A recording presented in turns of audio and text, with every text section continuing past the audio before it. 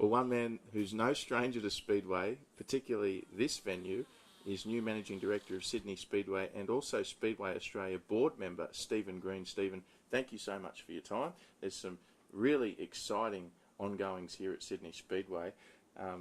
Why don't you start to tell us about the plans you've got in store and what's already underway, because it's fantastic to hear. Yeah, sure, Drury.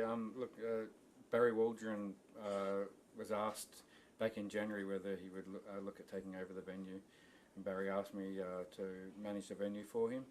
So Barry formed a company by the name of Made to Go, and Made to Go is now purchased Sydney Speedway Proprietary Limited from the former owners. We set about trying to rejuvenate Speedway in Sydney and bring a lot of ideas to the table that we've had for many years.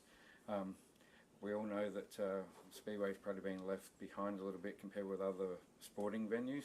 So when Barry asked me whether I'd come back, we had a chat about things, and we had a number of ideas that we wanted to bring to fruition, and Barry's allowed me the finances to get that up and running.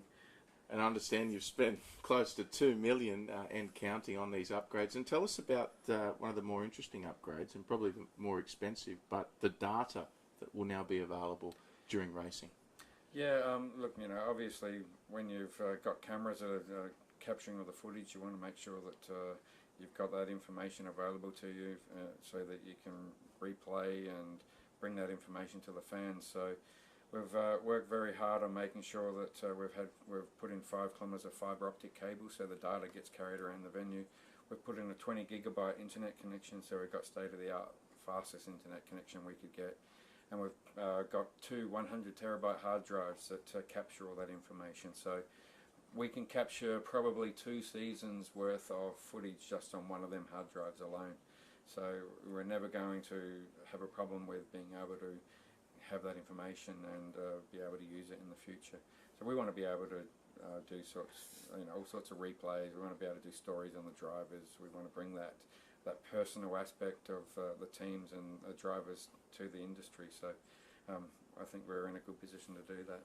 Obviously a lot of money has been spent, no doubt, from Barry Waldron and yourself, of course, back at Sydney Speedway to oversee everything. What were the main motivating factors for you to come back here, Stephen, and to get Sydney Speedway going again? Well, I guess the motivating factor is we love the sport. I've been involved in the sport since I was a kid.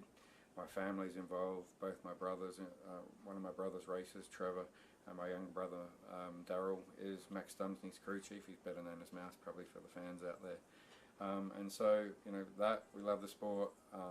There's so many friends within the sport, and it really, the sport, the competitors have been doing a fantastic job for many years, and they've improved all, their trucks, their trailers, their cars, their professionalism, the way they dress, the way they handle themselves.